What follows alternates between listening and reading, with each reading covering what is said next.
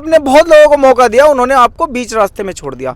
एक मौका आज़ाद समाज पार्टी को दो, हम आपको बीच रास्ते में नहीं छोड़ेंगे, आपकी नैया पार लगा के रहेंगे और आज़ाद समाज पार्टी के माध्यम से प्रदेश और देश का विकास करेंगे। क्योंकि रामपुर में जो हुआ, यही पड़ोस में रामपुर जिला है, उस सीट को पुलिस प्रशासन के बल पर, बंदूक की नोक पर कैसे भारतीय जनता पार्टी ने जीता, ये सबने देखा। लेकिन विशाल भाई, मुकाबला भीम आर्मी से है। रामपुर में समाजवादी पार्टी थी, बहुजन समाज पार्टी थी, आज मुकाबला भीम आर्मी से है, वहाँ भीम आर्मी नहीं थी।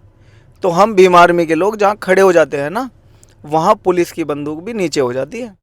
और लगातार उत्तर प्रदेश में होने वाले विधानसभा उपचुनाव की तैयारियों में तमाम राजनीतिक दलों के नेता मैदान में हैं। इसी बीच भीम आर्मी और आज़ाद समाज पार्टी भी मैदान में डटी हुई है। भीम आर्मी के कार्यकर्ता लगातार गांव-गांव, गली-गली घूमकर ये देख रहे हैं कि आखिर वो कैसे जीत सकते हैं। फिलहाल मेरे साथ राजन गौतम जी, जो कि एक बड़े संघर्ष और किसी पहचान के मोहताज नहीं है, चंद्रशेखर आज़ाद के साथ कदम से कदम मिलाकर चले हैं। फिलहाल इनसे जानेंगे कि कुंदरकी में आप घूम रहे हैं और कुंदरकी आप कैसे जीत रहे हैं। फिलहाल बहुत स्वागत है आपका। बहुत बहुत धन्यवाद विशाल भाई जी। आपके चैनल का माध्यम से जितने भी लोग हमें देखेंगे उन सबको मेरा जय भीम जी। आप पूरी कुंदरकी में घूम रहे हैं और अन्य विधानसभाओं से रिपोर्ट मिल रही होगी। फिलहाल आप मुझे कुंदरकी का एक पहला सवाल यही है कि आप कैसे जीत रहे हैं। बहुजन समाज के भरोसे जी, हम कुंदरकी बहुजन समाज के भरोसे जीतेंगे। 1585 का जो आंदोलन था, उस आंदोलन को बढ़ाने के लिए भाई चंद्रशेखर आज़ाद लगातार लगे हुए हैं मैदान में।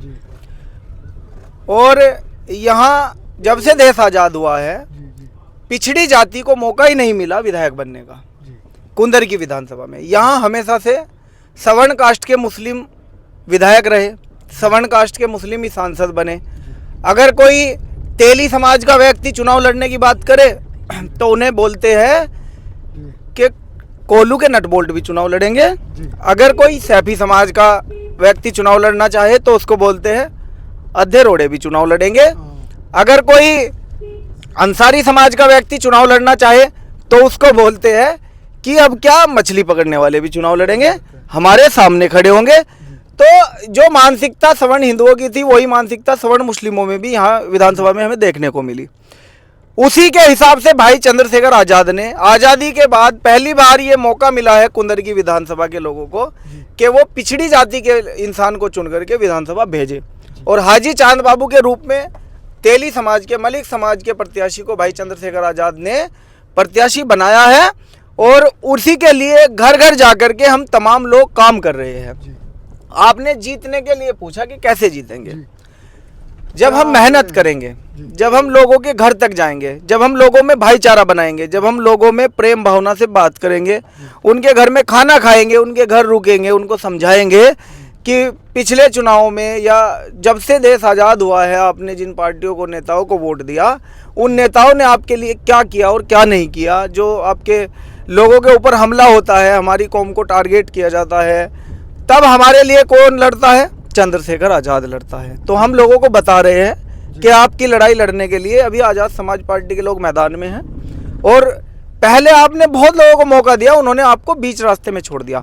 एक मौका आज़ाद समाज पार्टी को दो, हम आपको बीच रास्ते में नहीं छोड़ेंगे, आपकी नैया पार लगा के रहेंगे और आज़ाद समाज पार्टी के माध्यम से प्रदेश और देश का विकास करेंगे। नारा भी यहाँ दिया जा रहा है कि नगीना हुई हमारी, ये कुंदरकी की बारी है। ये सवाल मैंने इसीलिए ही पूछा कि आखिर ये कुंदरकी आपकी कैसे हो रही है। कुछ जवाब आपने दे दिए और कुछ आंकड़े भी मैं जानना चाहूँगा। जाति उसी तर्ज पे जिस तरह से नगीना में अन्य पार्टियां अपनी अपनी दावेदारी ठोक रही थी, ताल ठोक रखी थी सभी पार्टियों ने, और सभी लोग बोलते थे कि नगीना जो है वो कोई समाजवादी की बताता था, कोई बहुजन समाज पार्टी की कहते थे। कुछ लोगों ने डराने की कोशिश की कि इस बार भारतीय जनता पार्टी इस सीट को किसी भी कीमत पे जीतना चाहेगी, प्रशासन का जोर जबरदस्ती करके, पुलिस प्रशासन को लगा करके सीट को जीतने की प्रयास जो है भारतीय जनता पार्टी इस सीट को करेगी। वो जैसे का तैसा माहौल देखने को मिला हमें कुंदरकी में। पुलिस प्रशासन ने पूरा दबाव बनाया हुआ है। डीएम और सरकार के लोगों ने मिलकर के, भारतीय जनता पार्टी के लोगों ने, पुलिस प्रशासन ने मिलकर के एक बैठक बुलाई। उस बैठक में ये तय किया गया कि इस बार ये सीट ठाकुर रामवीर जी को जितानी है। इस सीट को भारतीय जनता पार्टी अपनी झोली में लेना चाहती है। और ये हो सकता है क्योंकि रामपुर में जो हुआ, यहीं पड़ोस में रामपुर जिला है, उस सीट को पुलिस प्रशासन के बल पर, बंदूक की नोक पर कैसे भारतीय जनता पार्टी ने जीता, ये सबने देखा। लेकिन विशाल भाई, मुकाबला भीम आर्मी से है। रामपुर में समाजवादी पार्टी थी, बहुजन समाज पार्टी थी। आज मुकाबला भीम आर्मी से है, वहाँ भीम आर्मी नहीं थी। तो हम भीम आर्मी के लोग जहाँ खड़े हो जाते हैं ना, वहाँ पुलिस की बंदूक भी नीचे हो जाती है। चंद्रशेखर आजाद कैसे इस खौफ को निकाल पाएंगे? खौफ तो डरा सहमा हुआ है ना कुंदर की। खौफ तो निकाल दिया, अभी खौफ तो निकल गया। अरे सैकड़ों लोगों की टीम, मुस्लिम समाज के लोग जो घर घर जाकर लोगों को समझा रहे हैं, जो पिछड़ी जाति की सैनी जातियों में भी जा रहे हैं, जो पाल प्रजापति कश्यप में भी जा रहे हैं, मुस्लिम भाईचारा कमेटी के लोग जा रहे हैं हिंदुओं की जातियों में और बोल रहे हैं इनको कि भाई हमें यही रहना है, देश ना तो अब कटेगा, ना देश बटेगा, ना हम लोग लड़ेंगे, हम लोगों को यहीं रहना है। तो हम भाईचारा बना करके पिछड़ी जातियों में, अनुसूचित जातियों में लोगों को जोड़ रहे हैं। और जोड़ने के बाद जो नगीना में हुआ, हमें वहाँ सबका वोट मिला, सभी जाति और धर्मों का वोट मिला।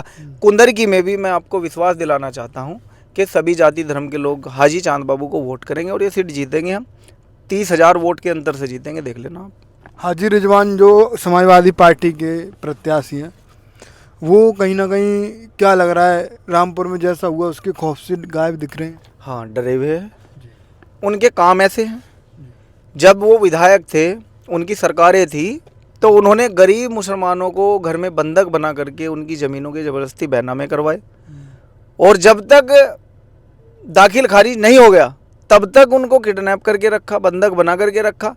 आज पिछड़ी जाति का मुसलमान, अनुसूचित जाति के लोग विधायक जी से बहुत नाराज है, परेशान है। और जवाब उन्होंने 2022 में दिया तो था। 41,000 वोट पे सिमट गए थे। 3-3 बार के विधायक, खुद को बाहुबली धन्ना सेठ विधायक बताने वाले, 41,000 वोट पर सिमट गए थे। और इस बार तो जमानत जब्त हो जाएगी विशाल भाई, देख लेना आप।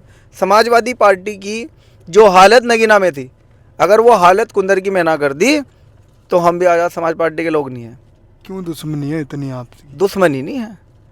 2013 में जो अधिकार हमसे छीना गया प्रमोशन में आरक्षण को लेकर के, और दलित विरोधी जो मानसिकता थी, दलित समाज के महापुरुषों के नाम पर जो जिले बनाए गए थे, जो अस्पताल बनाए गए थे, उन अस्पतालों के और जिलों के नाम बदलने की जो गुस्ताखी अखिलेश यादव ने की ना, वो जिंदगी भर माफ़ करने लायक नहीं है। फिर भी आपने कई बार भाईचारा यानी कई बार गठबंधन करने का प्रयास भी किया था, नगीना भी और अन्य जगहों पर भी चंद्रशेखर आजाद। बड़े दुश्मन को हराने के लिए छोटे दुश्मन का साथ लेना चाहिए जी। इसी दोहे को समझते हुए हमने चाहा था कि समाजवादी पार्टी से गठबंधन कर लो पहले। वो क्योंकि भारतीय जनता पार्टी जो है वो बड़ी मजबूत पार्टी है, उसे हराने के लिए किसी का तो साथ चाहिए ही था। तो हमें लगा मुस्लिम और दलित मिलेंगे, समाजवादी पार्टी और आज़ाद समाज पार्टी मिलकर के पहले भारतीय जनता पार्टी को हराएगी, और फिर इतना अच्छा हम काम करके दिखाएंगे प्रदेश में कि मुसलमानों को ये समझ आ जाएगा कि उनका असली जो रहनुमा है वो अखिलेश यादव नहीं है। अखिलेश यादव उनके लिए खतरा है, उनके लिए रहनुमा का काम जो करेंगे वो चंद्रशेखर आज़ाद करेंगे। फिलहाल अब तो कोई संभावना ही नहीं है कि अखिलेश के साथ जाने की, क्योंकि अपने आप को क्या आप मजबूत समझ रहे हैं? हाँ, अखिलेश यादव के साथ जाने का तो कोई मतलब ही नहीं बनता। अब विचारधारा से समझौता नहीं होगा, अब सीधी जंग होगी। उत्तर प्रदेश में भारतीय जनता पार्टी से भी ज़्यादा ज़रूरी लड़ाई हमारे लिए समाजवादी पार्टी से लड़नी है, क्योंकि समाजवादी पार्टी ने एक दिमाग में सेट कर दिया मुसलमानों के कि भाजपा आ जाएगी, मार काट कर देगी, पाकिस्तान भगा देगी, ये दिमाग में उनके सेट कर दिया। ऐसे ही भारतीय जनता पार्टी ने पिछड़ी जाति के हिंदुओं के दिमाग में सेट कर दिया कि मुसलमानों का राज आ जाएगा, हिंदुओं को मार देंगे, धर्म खतरे में आ जाएगा। तो बीजेपी और समाजवादी दोनों एक ही विचारधारा पे काम करती है, एक हिंदुओं के खिलाफ भड़काती है तो दूसरी मुसलमानों के खिलाफ भड़काती है। उन दोनों पार्टियों को ख़त्म करने के लिए पहले हमें खुद को मजबूत करना पड़ेगा। अभी हम मजबूत हो रहे हैं धीरे धीरे। आप देखिए, एक समय था हमारे पास 1000 वोट भी नहीं थे, आज हमारे पास 70,000 वोट है। प्रत्येक सीट पे हमारे 70,000 वोट है। अभी उपचुनाव है, इस उपचुनाव में आप देख लेना कि हमें क्या मिलेगा, उन लोगों को क्या मिलेगा।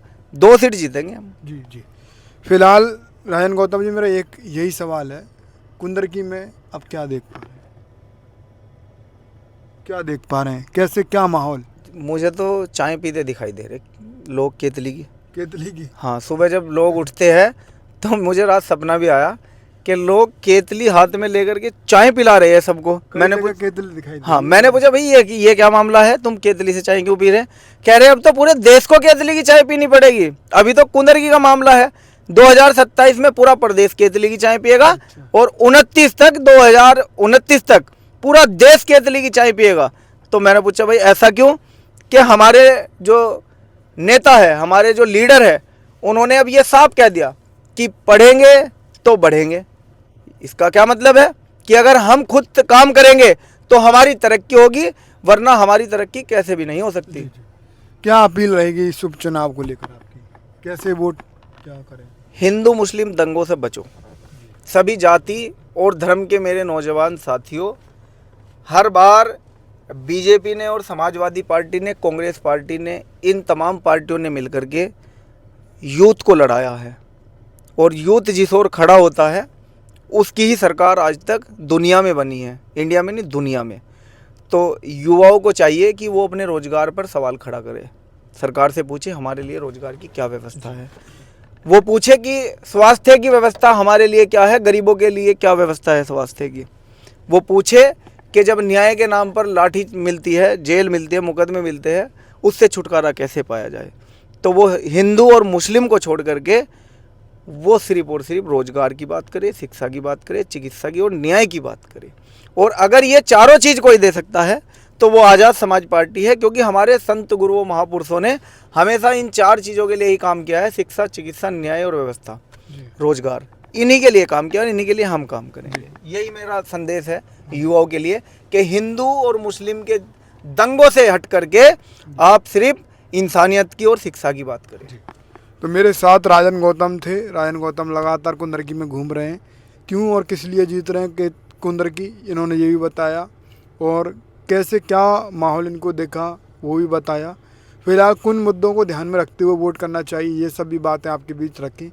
फिलहाल इनकी बातों पर क्या राय है, आप अपनी प्रतिक्रिया दें। आप देख रहे थे साथियों, जैसा कि आपको पता है, बी मिशन टीवी हमेशा ग्राउंड जीरो की रिपोर्ट आपके बीच रखता है।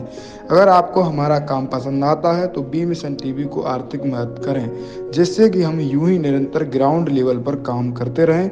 स्क्रीन पर दिख रहे QR कोड को स्कैन करें और अपने दान की राशि बी मिशन टीवी के खाते में भेजें।